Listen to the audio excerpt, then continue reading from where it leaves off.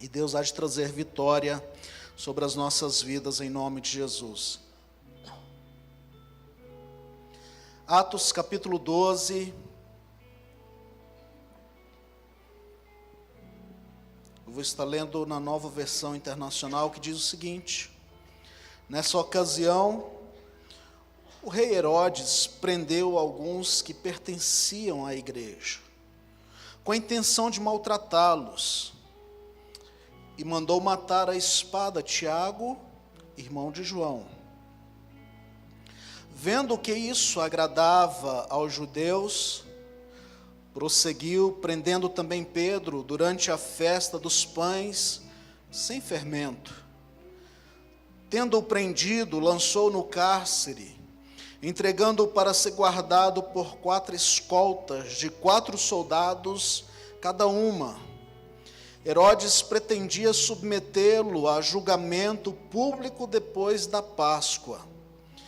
Pedro então ficou detido na prisão, mas a igreja orava intensamente a Deus por ele. Vou repetir.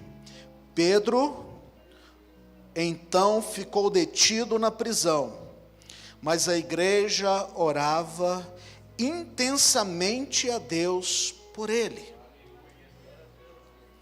Na noite anterior ao dia em que Herodes iria submetê-lo a julgamento, Pedro estava dormindo entre 2 soldados, preso com 2 algemas, e sentinelas montavam guardas à entrada do cárcere. Repentinamente apareceu o anjo do Senhor, e uma luz brilhou na cela. Ele tocou o lado de Pedro e o acordou. Depressa, levante-se, disse ele.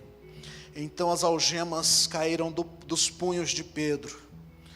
O anjo lhe disse: vista-se e calce as sandálias.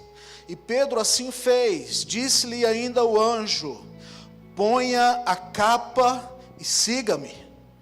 E saindo Pedro o seguiu, não sabendo que era real o que se fazia por meio do anjo. Tudo lhe parecia uma visão. Passaram a primeira, a segunda guarda e chegaram ao portão de ferro que dava para a cidade.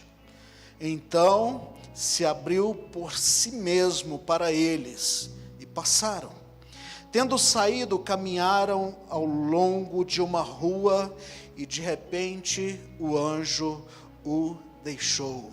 Você pode dizer glória a Deus? Coloque a sua mão sobre o seu coração e diga: Senhor Jesus, fala ao meu coração nesta hora, em nome de Jesus. Há momentos em nossa vida que passamos por problemas que nos levam ao ponto de querer desistir. Momentos em que parece não haver mais esperança. Momentos em que pensamos que tudo está perdido. E hoje eu quero aprender junto com você sobre mudanças que acontecem quando nós voltamos para a oração. Mudanças que acontecem quando nós voltamos para a oração. É interessante, antes de eu entrar no contexto da mensagem, eu vou relatar alguns personagens que nós encontramos na leitura deste texto. A primeira personagem que eu quero trazer é Herodes. Entenda-se que o nome refere-se a uma dinastia de reis, não fazia referência a um homem, a uma pessoa exclusiva. Veja que a Bíblia fala de vários Herodes. Em Mateus 2,16 fala de Herodes o Grande, que reinava quando Jesus nasce e ordenou a morte das crianças. Lá em Lucas, no capítulo 3, versículo de número 1, fala de Herodes, o Filipe, filho do Grande, o primeiro o primeiro marido de Herodias. Também fala de Herodes, lá em Mateus, no capítulo 14. Herodes Antipas, que foi o que casou com Herodias, que pediu a morte de João Batista, e esse foi condenado por uma mulher que matou, que pediu a sua cabeça. A Bíblia também fala de Herodes Agripa I, Herodes Agripa II, o bisneto do grande Herodes, e este Agripa II, em Atos 26, 28, diz que ele quase foi convencido a se tornar um cristão. Tem um segundo personagem, Tiago. Ele é irmão de João. Ele e seu irmão João foram discípulos de Jesus. Eles foram chamados de Boanerges, o filho do trovão. Esses eram amigos íntimos de Jesus. Eles participaram de milagres que os demais discípulos não tiveram a oportunidade de participar. Quando Jesus estava lá no Monte da Transfiguração, estava ali Pedro, Tiago e João. E o terceiro, do qual nós vamos meditar nesta noite, que é sobre Pedro. Pedro capturado e preso por Herodes Agripa, o mesmo que havia mandado matar Tiago. Pedro é preso durante a celebração dos pães asmos. Ele foi jogado em uma prisão, e eu fico imaginando o medo que havia no coração de Herodes a respeito de Pedro. Quantos guardas ficaram próximos de Pedro? Só ao seu lado dormindo, algemado nele, havia dois, um de cada lado. Você imagina dormir algemado em mais duas pessoas, uma de cada lado? A Alessandra essa noite acordou me dando uns tapas. Eu não sei o que ela estava sonhando.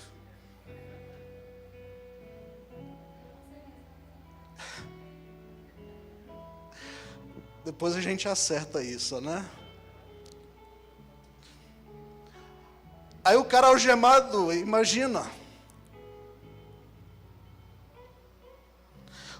O medo de Herodes a respeito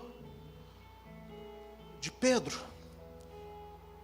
Se não bastasse, ele colocou mais 10 homens para vigiar. Eram 12 homens vigiando a entrada por causa de Pedro.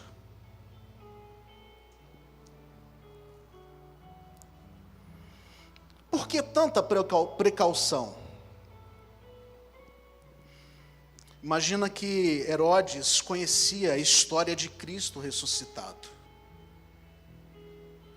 Poucos dias antes, eles haviam colocado Jesus num túmulo, e colocaram-se 2 guardas. Você conhece a história. Herodes também soube da prisão de Pedro, da libertação de Pedro e João, dias antes, registrado em Atos, no capítulo 5, depois você lê. A precaução de Herodes, o medo de Herodes, é que a história se repetisse. O medo de Herodes era que o Jesus que foi ressuscitado, o Pedro que foi liberto de uma prisão, a história voltasse a se repetir. Ele já havia matado o Tiago o dia anterior, na noite anterior. E o propósito era acabar com a vida de Pedro também. Mas é interessante que o texto é muito claro quando diz: a igreja orava intensamente. A igreja clamava intensamente pela vida de Pedro. Na noite anterior foi designado o seu julgamento. Herodes propõe matar a Pedro, mas Deus ouve a oração da igreja e propõe libertar Pedro da prisão. E é interessante que fez nos últimos segundos. Se fosse em uma partida de futebol, já teria vencido o segundo tempo, já estava na prorrogação. Já não havia mais escape, já não havia mais jeito.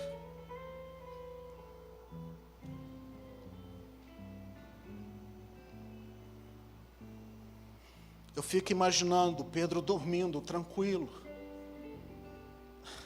Eu conversando com o Francisco e perguntando: e aí, Francisco, já voltou, já arrumou o trabalho? Não, mas eu não estou ansioso.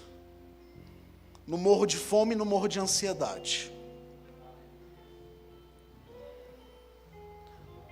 É a mesma situação de Pedro. Ele estava tranquilo. A minha pergunta nesta noite é: você dormiria sabendo que a sua morte foi decretada? Tendo dia e hora marcado? Você dormiria em paz? Aliás, acho que nem dormir a gente dormiria.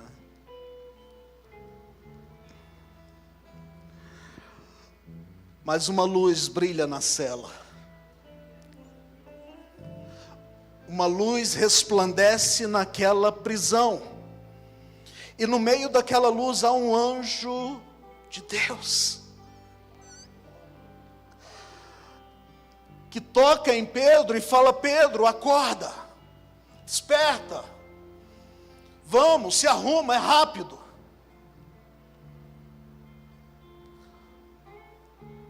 A história diz que Pedro, ele viu como se fosse uma visão, ele não estava acreditando que fosse verdade.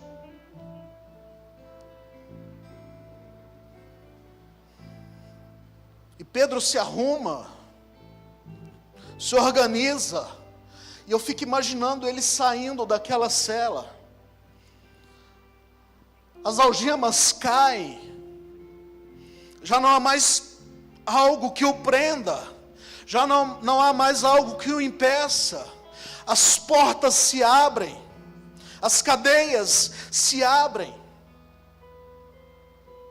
e ele sai a porta pela frente.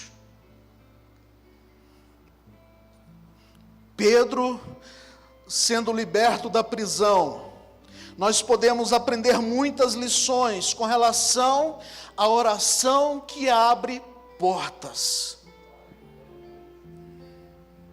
Você pode dizer para alguém: a sua oração abre portas. Diga: a sua oração tem poder.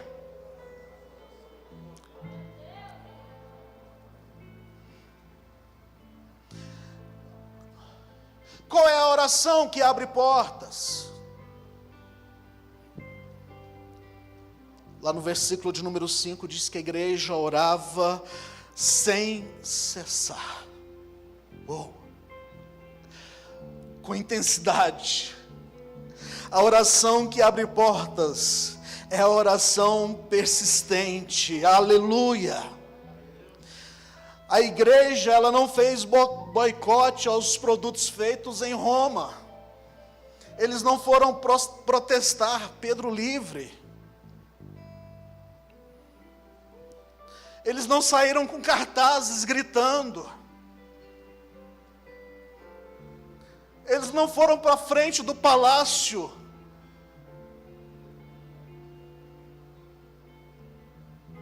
bater panela ou fazer sei lá o quê. A minha vitória e a sua vitória está na oração. Aleluia. A igreja não idealizou um decreto. para tirar Pedro da prisão. Tudo isso são métodos humanos. Tudo isso são decisões humanas. Em alguns lugares pode ser válidos. Em alguns lugares pode trazer alguma resposta. Mas a vitória que rompe as cadeias espirituais é somente através dos nossos joelhos no chão, é através do nosso clamor, é através da nossa oração. Se você quer ter vitória na sua vida, comece a orar ao Senhor, comece a clamar ao Senhor.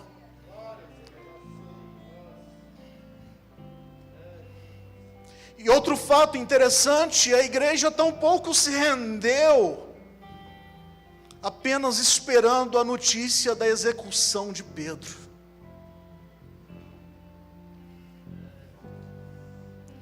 Quantas vezes vem uma má notícia contra nós e nós ficamos aguardando o decreto de morte, a sentença final do inimigo contra as nossas vidas. Eu e você, nós precisamos entender, há uma arma poderosa em nossas mãos, que vencemos, aleluia, que triunfamos, que vencemos as batalhas que vêm contra as nossas vidas. Essa arma chama-se oração. Existem algumas formas de conhecermos a vontade de Deus. A primeira delas é através da sua palavra. Talvez você não tenha escutado mais a voz de Deus, está faltando ler a Bíblia. Deus usa os profetas, Deus usa homens para falar conosco, mas o meio principal de Deus ministrar aos nossos corações é a sua palavra.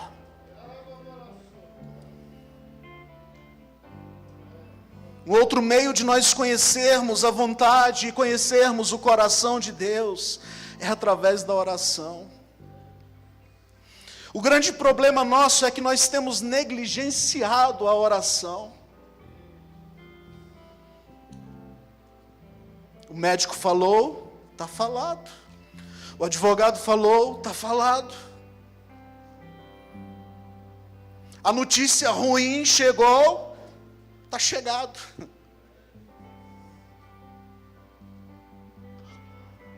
A igreja orava incessantemente, aleluia. Eles não se renderam esperando a notícia da morte de Pedro, mas eles buscaram a Deus uma resposta, eles buscaram a Deus em oração, eles clamaram a Deus e eles oravam e eles criam que a resposta viria.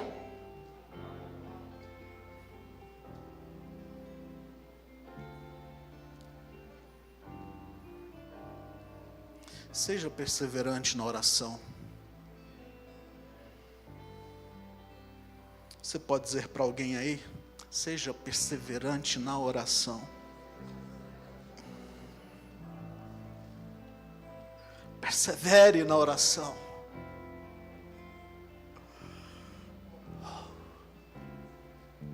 O Senhor está neste lugar, queridos.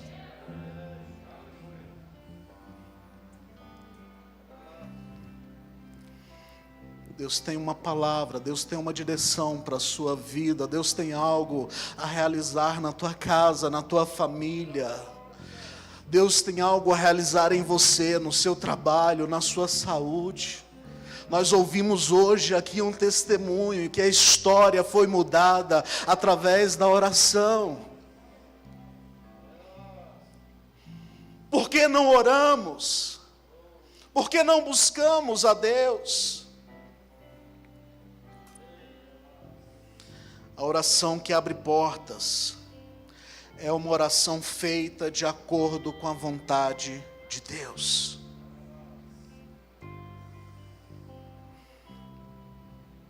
É interessante que Tiago, lá no capítulo 4, e se eu não estou equivocado, é o versículo de número 3, diz que nós oramos e não recebemos porque pedimos maus. pedimos para o nosso próprio deleite, para os nossos próprios, para satisfazer o nosso ego. Nós não buscamos conhecer a vontade de Deus. Entenda, Deus tem um propósito, Ele quer fazer o nome dEle ser glorificado através de você, através da sua vida. Deus tem um propósito em realizar na sua casa, na sua família, através de você. Se disponha a buscar conhecer a vontade de Deus.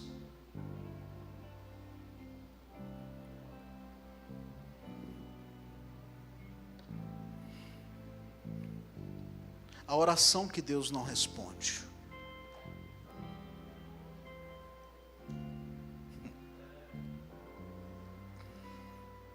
Quantas orações você já fez e que não obteve resposta?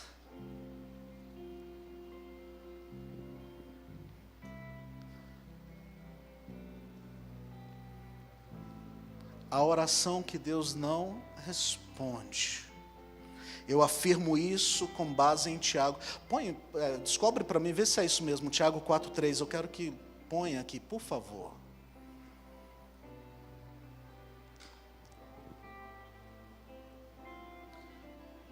É isso? Tiago 4,3? É?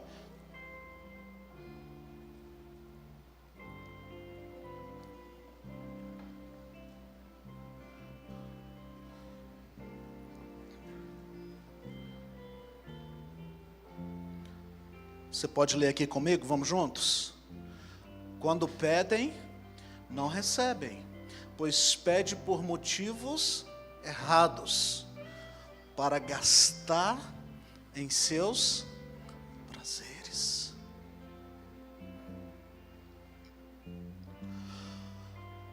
Eu não quero trazer um peso sobre você nesta noite com esta palavra, mas eu quero trazer uma orientação para as nossas vidas, para a nossa vida cristã. Deus, Ele tem um propósito de nos proteger. Você já pensou se Deus atendesse todas as suas orações?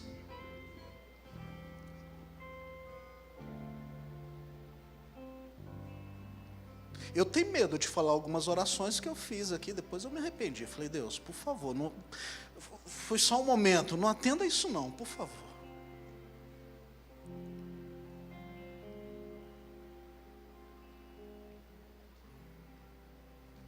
Mas se Deus for atender todas as nossas orações, nós estamos fritos. A intenção de Deus em muitas vezes não atender as nossas orações é trazer proteção a nós mesmos. Nós lemos aqui no Salmo de número 100 que as misericórdias dele são eternas. Aprenda, nós precisamos aprender a orar segundo a vontade de Deus, segundo o querer de Deus para as nossas vidas. Orar segundo a vontade de Deus é conhecer aquilo que está na sua palavra, para que possamos orar a palavra. Você quer ver um outro texto de Tiago bem interessante? Tiago capítulo 1, versículo de número 5. Se precisa de sabedoria, peça a Deus, porque Ele dá. Olha, é isso que está dizendo, ó. Se algum de vocês tem falta de sabedoria, peça a Deus que a todos dá livremente, de boa vontade, lhe será concedida. Essa é uma oração segundo a vontade de Deus. Se você orar pedindo a Deus sabedoria, Ele vai te capacitar. Uma outra oração, segundo a vontade de Deus, lá em Salmos número 122, orai pela paz em Jerusalém. Uma outra oração, segundo a vontade de Deus, Mateus no capítulo de número 6, e o versículo de número 11, o pão nosso de cada dia, provisão.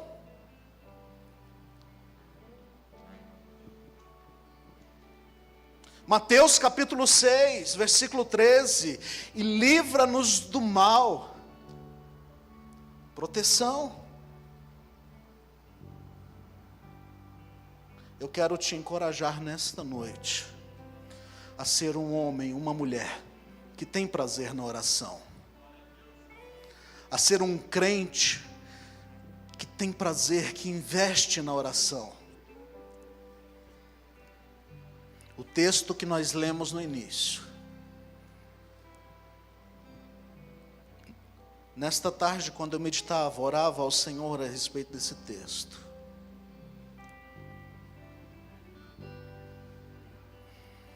Me desafia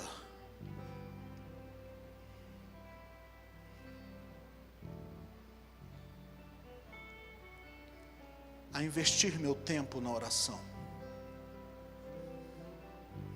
Nós gastamos tempo com tantas coisas que não convêm. Nós gastamos tempo com tantas coisas que não produzem nada. Mas quando o bicho pega para o nosso lado, quando o negócio aperta, você fala: Deus, socorre-me. Mas não investimos tempo com Ele. A igreja buscava incessantemente. A resposta veio. O milagre aconteceu, mas havia oração. Você quer viver o seu milagre? Eu quero viver o meu milagre. Mas primeiro eu preciso ter uma vida de oração. Primeiro eu preciso ter uma vida de comunhão com Deus. Primeiro eu preciso ter uma vida de intimidade com Deus.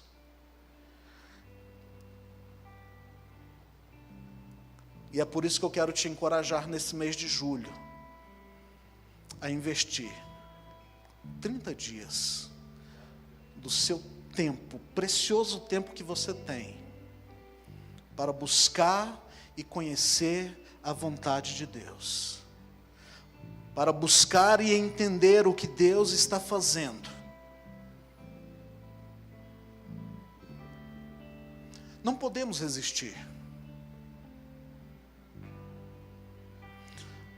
Eu e você não podemos resistir. Nós queremos vitória, mas muitas vezes nós estamos resistindo. Estamos lutando contra Deus.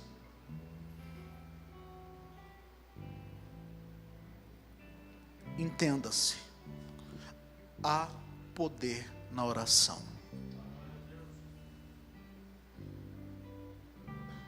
A arma mais poderosa que o crente pode ter é a oração. Você tem uma arma preciosa em suas mãos. Use-a. Use-a.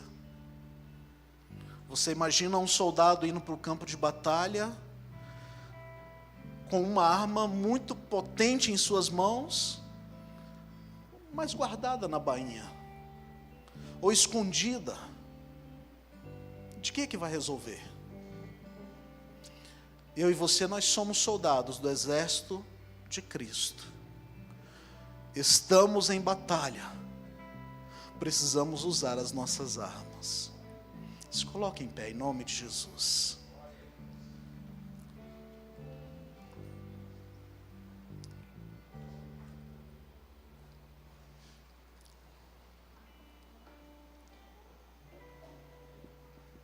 A oração abre portas que estão fechadas.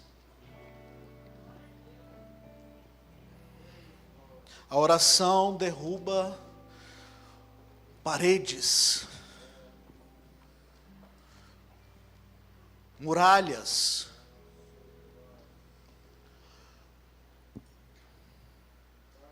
A Bíblia nos conta a história de Josué.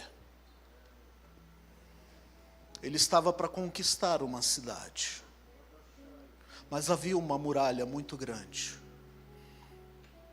e ele não podia conquistar com seu exército. O seu exército era pequeno, era insignificante, mas eles clamaram, e a resposta veio. Eles gritaram, eles buscaram, e a resposta veio, as muralhas veio abaixo. Pedro estava preso, e a igreja orava, clamava, e a resposta veio. As cadeias foram abertas, os grilhões se romperam, e a resposta veio. O que é que está te impedindo nesta noite de viver o seu milagre? Enquanto eles vão estar ministrando esta canção, você vai se apresentar diante de Deus, você vai colocar diante de Deus